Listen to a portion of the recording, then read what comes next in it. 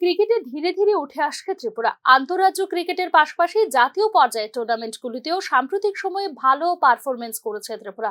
তবে জাতীয় দলে ত্রিপুরার খেলোয়াড়দের স্থান পেতে গেলে রাজ্য ক্রিকেটে প্রয়োজন আরও কাঠামোগত উন্নয়ন, এরকমটাই অভিমত তৃণমূল পর্যায়ের ক্রিকেট প্রশিক্ষকদের। বর্তমান সময়ে শুধুমাত্র একটা খেলার মধ্যে সীমাবদ্ধ নেই ক্রিকেট। ক্রিকেট আজ একটি প্যাশন, ক্রিকেট আজ একটি কেরিয়ার করার মাধ্যম, ক্রিকেট আজ গ্ল্যামার ওয়ার্ল্ড। ভদ্রলোকের এই খেলায় পিছিয়ে নেই ত্রিপুরাও। এক কথায় বলতে গেলে সাম্প্রতিক সময়ে রাজ্যভিত্তিক এবং জাতীয় পর্যায়ে টুর্নামেন্টগুলিতে ভালোই পারফরমেন্স করছে ত্রিপুরার খেলোয়াড়রা। দল হিসেবেও ভালো খেলছে টিম ত্রিপুরা।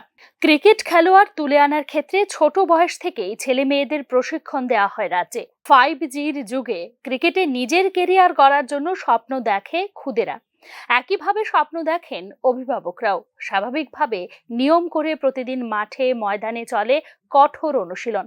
তবে আধুনিক ক্রিকেটে রাজ্যে আরও পরিকাঠামোগত উন্নয়ন প্রয়োজন বলে মনে করেন তৃণমূল পর্যায়ের ক্রিকেট প্রশিক্ষকরা। তাহলেই ত্রিপুরার খেলোয়াড়রা আগামী দিনে জাতীয় দলে স্থান করে নিতে পারবে বলে মনে করেন তারা। ক্রিকেট নিয়ে উন্মাদনা কিন্তু সবার মধ্যে রয়েছে। ইতিমধ্যেই রঞ্জি ট্রফি নিয়ে দেখা গেছে ক্রিকেট প্রেমীদের উন্মাদনা রাজ্য জুড়ে। ক্রিকেটের রাজ্যের টিমও কিন্তু একটা ভালো জায়গাতে চলে এসছে। এই গোটা বিষয়টি নিয়ে রাজ্যে ক্রিকেটের ভবিষ্যৎ নিয়ে, রাজ্যের প্রতিবাদের নিয়ে আমরা কথা বলবো আস্তাবল ময়দানে উপস্থিত একজন ক্রিকেট কোচের সঙ্গে। কথা কি বুঝছেন, ত্রিপুরার কেমন প্রতিভা রয়েছে ক্রিকেটকে নিয়ে বা ক্রিকেটের উন্মাদনাটা? প্রতিভা বলতে তো আমি বলবো যে ভালোই প্রতিভা আছে।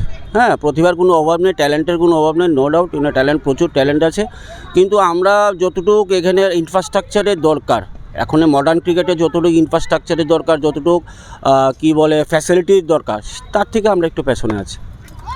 জাতীয় পর্যায়ে খেলতে গেলে ত্রিপুরার ছেলেরা কেন সেই লেভেলে গিয়ে পৌঁছতে পারছে না? যেই কথাটা আপনি বললেন যে ইনফ্রাস্ট্রাকচার, সেই ক্ষেত্রে কি কি আরেকটু দরকার বা আরেকটু ওই জিনিসগুলি ভালো হলে কিভাবে?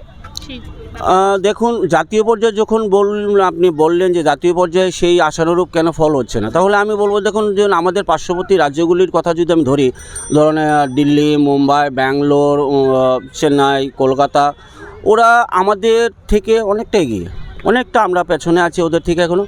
তো আমি আশা রাখি যে হয়তো আরও 1-2 বছর, 3-4 বছরের মধ্যে ত্রিপুরা থেকে ইন্ডিয়া রিপ্রেজেন্ট করবে, আই এম শিওর। ক্রিকেট আজ একটা শিল্প, ক্রিকেটে কেরিয়ার করা সম্ভব। তবে এক্ষেত্রে প্রতিযোগিতামূলক মানসিকতা এবং উন্নত মানের অনুশীলন ও প্রশিক্ষণ প্রয়োজন বলেই মনে করেন রাজ্যের ক্রিকেট প্রশিক্ষকরা।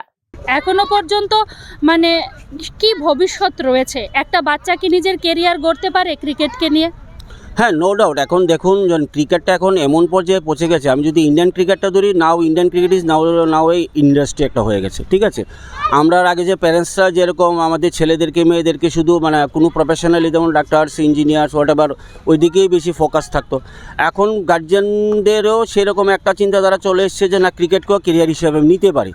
আর নো ডাউট ক্রিকেটকে এখন কেরিয়ার হিসেবে নেওয়া যায়, কিন্তু একটা সার্টেন লেভেল পর্যন্ত পৌঁছতে হবে। হ্যাঁ, সার্টেন লেভেল পর্যন্ত পৌঁছে গেলেই তারপরে ক্রিকেটটাকে আপনি অ্যাজ এ প্রফেশনে আপনি নিতে পারেন। ব্যাট বল আর 22 গজে সন্তানের কেরিয়ার গড়ে তোলার ক্ষেত্রে কোনো রকম কম্প্রোমাইজ করতে রাজি নন আজকের অভিভাবকরা। ছেলেমেয়েরা ক্রিকেট নিয়ে ভবিষ্যৎ গড়তে চাইলে তাতে রাজি অভিভাবকরাও। কোনোদিন ভবিষ্যতে ক্রিকেটকে কেরিয়ার করতে চায়, তখন আপনি কি করবেন? ওর ইচ্ছাতে আমি এখানে দিয়েছি। যদি ও তবুও এরপরও যদি ও দেখে যে ভালো গেছে ক্রিকেটে, হ্যাঁ ক্রিকেট নিয়ে আজ যতটুকু উন্মাদনা, তার থেকেও বেশি উন্মাদনা রয়েছে এর জনপ্রিয়তা এবং ব্র্যান্ড ভ্যালু নিয়ে।